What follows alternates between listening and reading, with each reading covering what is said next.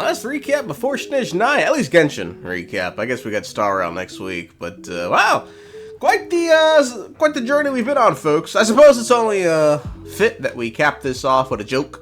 So this is my impression of a sassy elephant who with long flowing hair who just had their hair autonomy violated by a poacher who ran their dirty blood-soaked fingers through the elephant's long, flowy, beautiful hair. Anyway, fun quest. Let's jump into it. When did the travelers send their reply from deep space to Project Moongazer? Why? The Moon Sisters said Nibelung said life across the Sea of Stars are allies, yet Nervalet's character story states Nibelung didn't care for unity among all life.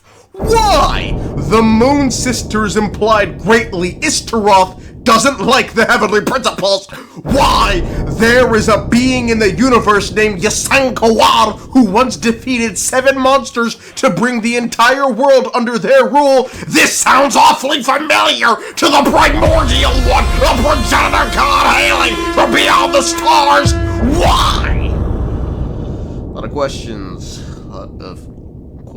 Haven't had this many questions since I was the first black man to take part in the fall of Constantinople. The story starts on some weird isle just outside of Nod Cry. We spot Columbina, so we do what any good friend does, tail her. She's apparently taken off for some exotic island in the distance with dragon tech sprawled all over the place. Underground we find massive structures, and when interacting with it, learn it's out of power, so we hit to power the sucker up and find Columbina, who, while not talking to us, does give us a strange power to allow us to power up the place. At the main hub, we find some sort of supercomputer asking us which of the moons we'd like to observe, but naturally, the only one we can observe is the Frost Moon, given the other 2 are kabloomed. The computer is apparently giving us a way to head to the Frost Moon, so we follow Columbina further in, and it's then we notice something strange about Columbina.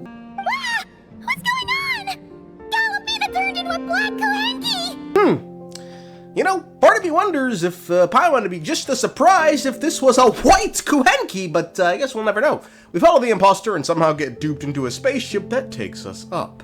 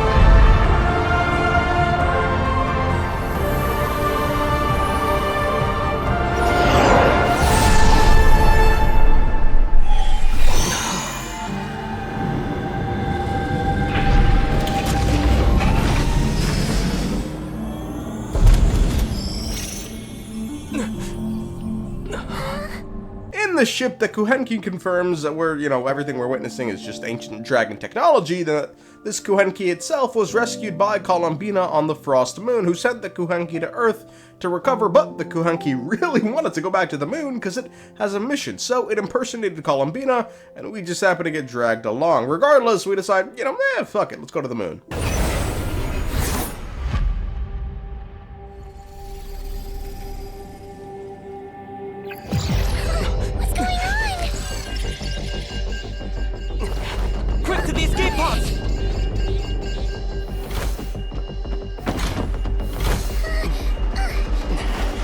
Don't worry, we'll be fine.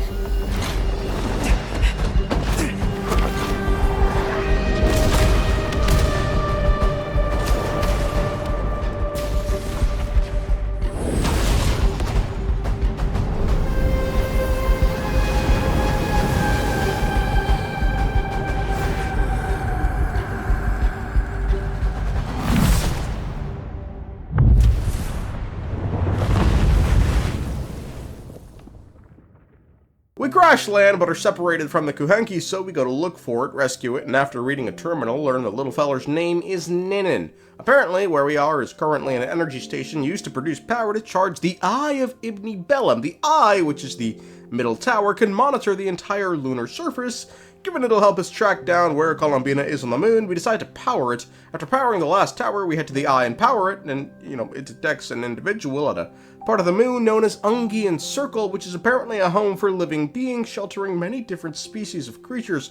After reading deeper into the terminal, Ninin finds something strange called Project Moongazer. Apparently, this tower is named after a real dragon's researcher named Ibn Bellum, also known as the first Moongazer.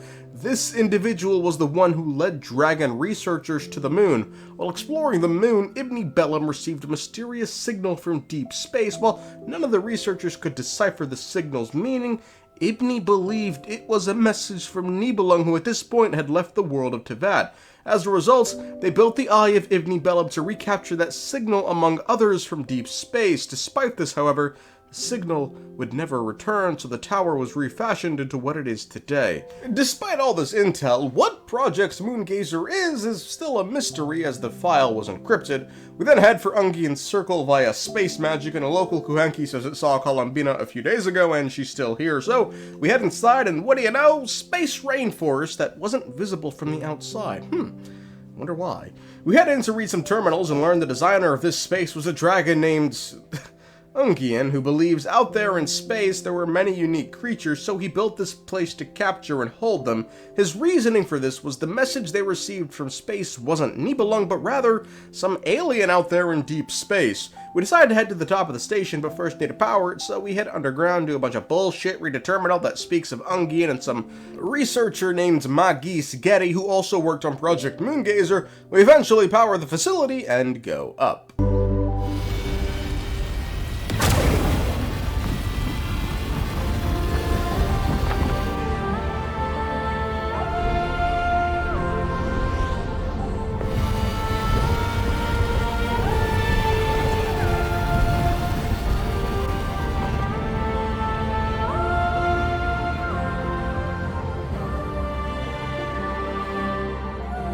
We find Columbina with a mega Kuhenki named Maggie. Fill her in on what's happened. Columbina says she was simply on the moon to clean it up, whereby she ran into whatever Ninin is. Ninin does not belong to Tevat, nor is she affected by Kuvaki. Further, when Columbina found Ninin, it was eating its own kind. Columbina then sent Ninin to Tevat.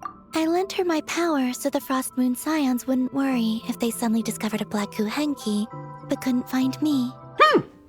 Wonder why we suspect they'd fear the Black Kuhenki, but, I suppose we'll never know.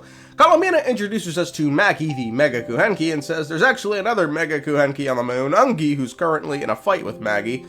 These names, they sound oddly familiar. Our suspicions are confirmed when Ninin asks Maggie if she's Maggie Sketty, and Maggie says yes, meaning the other Kuhenki is Ungian. So we head out to find old Ungi in the Lunar Sea. Along the way, Maggie gets blasted by Ungi. Her injuries are minor, so we head along while Columbina stays to heal Maggie. We eventually recover a font, and after absorbing the information inside, Ninin tells us this thing was made by a dragon researcher named Lusalim, who was Ungian and Maggie's students. Apparently, the Lunar Sea used to be Lusalim's Lunar Veil lab. The idea behind the lab was to work on a project that would hide the moon using a veil. Well, that sounds awfully familiar. Lusalim managed to create a mini false sky over Ungian's Circle, which is why we couldn't see the rainforest from the outside. After that was a success, they decided to make a false sky to hide the entire moon, but before they could, an entity from beyond the stars, whose eyes could not be fooled by such trickery, pierced that blasphemous creation. This, of course, was the Heavenly Principles when they first arrived to Tevat. Following their arrival, the false sky had to be put on hold. It's then Ungian attacks us, so we fight and win. Ninin then absorbs the info off Ungian and reveals long ago that mysterious signal from space did in fact return again. After finding the coordinates of the message, Ungian hopped aboard a spaceship and headed into deep space. Ungian's spaceship would later return cloaked, and when Magis went inside, she found Ungian had merged with some alien life form. Ungian became an entirely new creature, and when he awoke, passed a message to the researchers, but we don't know what it is. Apparently, however, the merging was consensual as a way for the alien to pass a message onto the dragons. Magis and Lusalim eventually did some bullshit before Ungian died to turn both he and her into Mega Kuhenki, but they both lost their minds in the process. Given this, we think Lusalim must be the one with the message from the alien. Columbina wonders if Lusalim made a deal with the Heavenly Principles using his research, meaning his notes are still somewhere on the moon. Columbina then leads us to a mysterious base on the dark side of the moon. This base, which is the size of a fucking empire, did indeed house Lusalim's lab, but amongst that is information about the Lord of Darkness who returned from the Sea of Stars. This, of course, was old Nibelung souped up on that crack for dragon forbidden knowledge. Apparently, this entire base only exists because of him, and the reason it exists is because this was how Nibelung was turning the moon into a weapon aimed at Teyvat. We then notice Columbina is gone. No one knows where to. We eventually make it to Lusalim's lab, and the notes reveal some very interesting things. The first is a message the alien sent to the dragons. It was a boring-ass message. It just says, "You're not alone in the universe. The Abyss is also tearing our ass up."